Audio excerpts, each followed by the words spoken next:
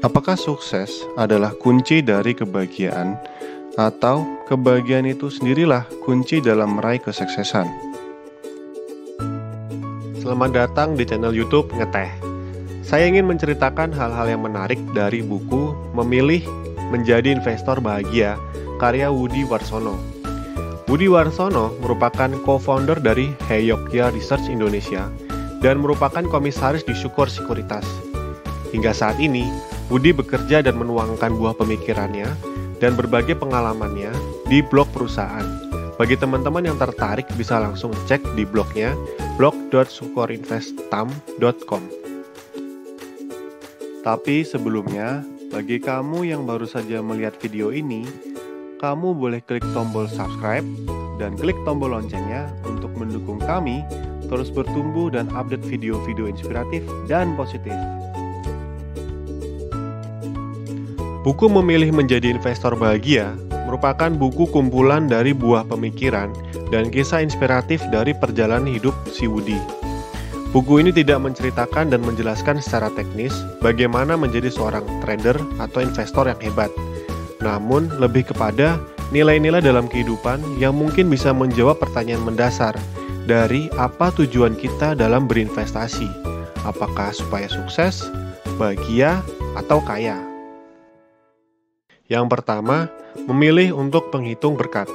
Pada bulan Agustus 2019, Woody berkesempatan memberi kuliah umum di kampus alma maternya, di Universitas Katolik Widya Mandala, Surabaya. Woody bercerita bahwa di kampus inilah karir pertama juga dari seorang Woody. Karena keterbatasan finansial, saat itu Woody harus bekerja sambil kuliah. Ia bekerja pada seorang wirausaha, di mana bidang usahanya sebagai supplier bahan-bahan cetak yang terutama tinta cetak. Woody mengambil kuliah di malam hari agar di pagi dan siang harinya Woody dapat berfokus penuh di pekerjaannya. Kadang, jika ada kuliah pagi hari, Woody mengusahakan untuk mampir ke kampus di sela-sela kunjungan ke para pelanggan. Sering Woody ke kampus sambil membawa sampel tinta cetak di dalam kaleng-kaleng. Karena kemana-mana naik motor, saat di kampus kaleng-kaleng terpaksa harus diturunkan dari motor. Karena takut dikira bukan mahasiswa tetapi tukang cat tembok kampus, apalagi baju Woody sering kali kena bercak tinta cetak. Akhirnya, Woody menitipkan kaleng-kaleng tintanya di perpustakaan kampus. Untungnya, petugas perpustakaan berbaik hati dan pura-pura tidak tahu kalau Woody berniat menitipkan kaleng tinta cetak. Karena sering ke perpus, akhirnya Woody mulai tertarik membaca buku-buku. Awalnya buku-buku berbahasa Indonesia, lama juga akhirnya buku berbahasa Inggris.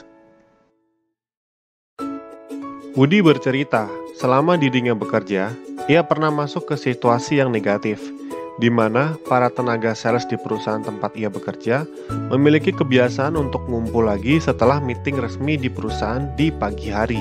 Bedanya, saat meeting resmi di pagi hari, yang dibicarakan adalah bagaimana membangun semangat kerja dan jadwal kunjungan ke pelanggan.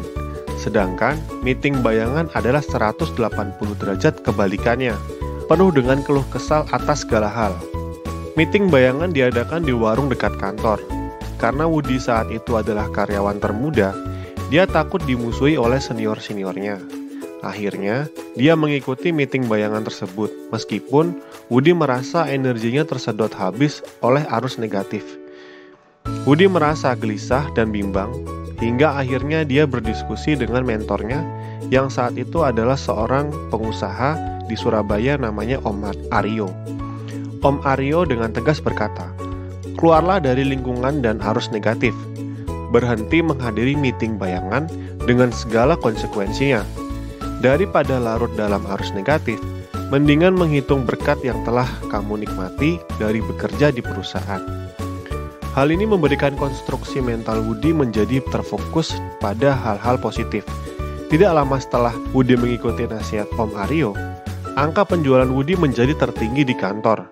Walaupun tergolong orang baru di industri tersebut, statistik riset memang menunjukkan tenaga penjual yang moodnya positif akan menjual lebih banyak 56% daripada orang yang moodnya negatif. Hal ini wajar aja. Siapa sih yang suka dilayani oleh tenaga penjual yang ceritanya keluh kesah terus? Untungnya, para senior dan teman-teman peserta meeting bayangan tidak memusuhi Woody, justru dapat memahami Woody yang mencari uang untuk mendukung kuliahnya. Konstruksi mental yang positif ini akan bermuara pada optimis, kebahagiaan, dan rasa syukur. Tentu ini bukan berarti menutup diri sepenuhnya dari hal-hal negatif, karena optimis yang berlebihan dapat berbahaya khususnya investor di pasar saham. Fokus pada hal-hal positif dan indah mampu mengundang masuk hal-hal positif dan indah lainnya. Sehingga di saat winter pasar saham datang, kita bisa melihat sebagai kesempatan dan mengambil sikap. Winter is my season. Musim dingin adalah musim saya. Yang kedua, membuat hidup lebih hidup. Pada bulan Januari 2020, Woody berpartisipasi dalam rapat kerja tahunan Syukor. Rundown acara yang super ketat di mana acara dimulai dari jam 7.30 pagi sampai jam 8 malam. Panitia pun menerapkan aturan dilarang memakai ponsel selama raker berlangsung dan mengundi semua peserta untuk wajib tampil memimpin dance di depan semua peserta dengan lagu pilihan dari panitia, dan keputusan dari panitia tidak boleh diganggu-gugat. Ternyata peserta acara tersebut tidak hanya sanggup untuk mengikuti seluruh diskusi dari awal sampai dengan akhir, tapi juga dapat mengikuti raker dengan penuh dengan antusias. Tidak terlihat wajah lelah atau semangat yang memudar, sehingga acara berjalan dengan sangat baik. Berdasarkan hasil observasi yang dilakukan oleh Woody, ternyata ada dua hal yang membuat acara tersebut bisa berjalan dengan sukses. Yang pertama, aturan tanpa ponsel selama 2 hari. Ternyata hebat sekali. Memang tidak sepenuhnya tanpa ponsel, karena selama break masih sempat lihat-lihat ponsel. Namun, itu minim sekali. Beban berat di leher tiba-tiba lenyap. Ternyata, jika kita memegang ponsel dengan leher dengan sudut di 60 derajat ke depan, beban ponsel bagi leher kita tidak kurang dari 27,2 kg. Ini adalah fakta yang sangat melegakan. Berdasarkan riset, rata-rata pekerja mengalami interupsi atas fokus dalam bekerja setiap 11 menit, dan kontribusi ponsel sangatlah besar di sini. Setiap kali ada interupsi, flow dan ritme kerja akan sangat terganggu, serta membutuhkan waktu yang sama untuk sekitar 11 menit untuk kembali ke fokus kita. Woody membagikan beberapa tips untuk mengurangi akses ke ponsel. Di antaranya, berjalan di taman atau alam terbuka tanpa membawa ponsel, ini dengan kondisi jika pandemik telah berakhir ya. Kemudian memakai jam tangan agar tidak perlu melihat ponsel untuk melihat jam. Kemudian membawa buku, majalah, atau yang kita suka manapun. Apabila kita dalam kondisi menunggu, kita bisa membaca buku tanpa harus melihat ponsel.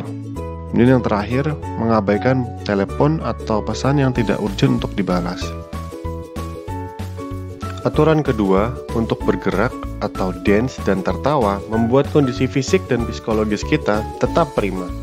Kondisi ini yang disebut sebagai kondisi peak state. Woody sadar bahwa meeting dengan menerapkan dua aturan tersebut saja, meeting selama 12 jam selama 2 hari bisa terasa sangat menyenangkan dan efektif secara bersamaan. Bagi Woody, apa yang terjadi di masa kini itu begitu berharga, sehingga layak dan wajar kalau kita menolak masa kini disia-siakan dengan sekumpulan aplikasi dalam ponsel kita. Juga menolak jika masa kini menjadi momen yang hanya biasa-biasa saja, jauh di bawah peak state kita. Yang ketiga, berbagi kebahagiaan. Dalam kunjungan Woody ke Las Vegas di tahun 2019, Woody berpikir untuk mampir ke kantor pusat perusahaan sepatu dan pakaian online Zappos. Rasa tertarik ini muncul setelah ia membaca buku Delivering Happiness-nya Tony Hayes, CEO dan pendiri Zappos. Zappos didirikan pada tahun 1999. Amazon membeli Zappos dengan harga 1,2 miliar US dollar di tahun 2009. Salah satu alasan Amazon membeli Zappos adalah kultus Zappos yang sangat unik, atau bahkan tidak ada duanya. Misi hidup Zappos adalah delivering happiness, budaya yang berfokus ke customer experience, dan nilai-nilai Zappos telah menjadi nafas, strategi bisnis, dan aset utama Zappos. Karena rencana kunjungan yang spontan di hari itu, Woody hampir saja tidak mendapatkan kesempatan untuk mendaftar. Namun karena Woody menjelaskan kalau dia dari Indonesia, dan sedikit meminta belas kasihan, atau mungkin karena alasan delivering happiness, akhirnya Woody diperbolehkan untuk datang di hari itu. Karena waktu yang sangat super mepet, akhirnya Woody bergegas mengambil taksi yang diparkir di hotelnya. Dan saat itu, Gerard Marsur dengan usia 68 tahun dan akan pensiun 2 tahun lagi, merupakan supir taksi pilihan Woody. Beliau memberikan statement yang meyakinkan bahwa Woody tidak akan terlambat. Selama di perjalanan, Gerard bercerita bahwa dia belum pernah sama sekali pergi keluar dari Amerika. Bahkan negara bagian Amerika Serikat yang lain jarang dikunjungi oleh Gerard. Fokus Gerard saat ini hanya bekerja dan menabung. Namun, Gerard terlihat sangat bahagia. Impian wisata ke luar negeri belum dapat diwujudkan. Namun sebagai gantinya, dia mengoleksi mata uang dari tamu-tamunya. Gerard telah mengumpulkan mata uang 169 dari total 195 negara yang ada di dunia. Satu nasihat yang Gerard ingat adalah kata-kata ayahnya dulu bahwa Gerard akan bekerja dalam waktu yang sangat panjang. Jadi, lebih baik jika kamu mengerjakan pekerjaan yang kamu cintai dan bekerja dengan hati. Gerard melaksanakan nasihat ayahnya. Dia bahagia dan penumpangnya pun bahagia. Delivering happiness ala pengemudi taksi. Kisah Gerard mengingatkan Woody satu hal, bahwa secara naluri kita sadar tujuan hidup kita ini adalah untuk mencari kebahagiaan. Orang-orang yang berbahagia cenderung lebih fleksibel, bergaul, toleran, kreatif, penuh cinta, dan pemaaf. Dengan karakter ini, wajar kalau orang yang bahagia cenderung lebih sukses dalam hidup. Sayangnya, masih banyak manajer dan entrepreneur yang memegang teguh kepercayaan bahwa sukses akan membawa kebahagiaan, bukan sebaliknya.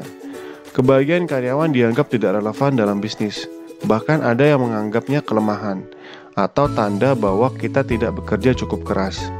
Jika dihubungkan dengan investor saham, untuk prinsip jangka panjang dalam memilih perusahaan, salah satu aspek yang perlu kita lihat adalah karyawan perusahaan tersebut happy, dan apakah manajemen mempunyai komitmen untuk membawa happiness ke internal dulu, baru ke eksternal.